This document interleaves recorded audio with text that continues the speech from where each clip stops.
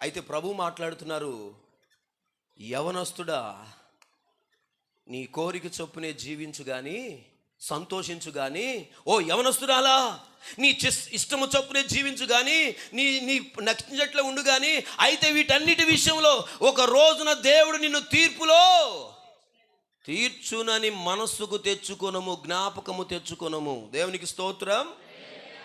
హల్లెలూయా. ఒక ప్రశ్న అడుగుతాను, చెప్పండి.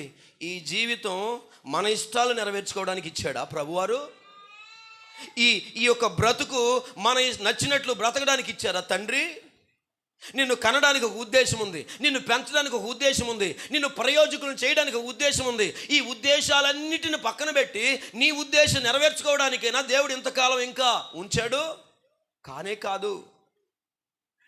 బైబిల్లో ఒక భక్తుడు ఎలా ప్రార్థన చేస్తారండి, చూడండి. ఆ ప్రార్థన ఈరోజు ఇక్కడ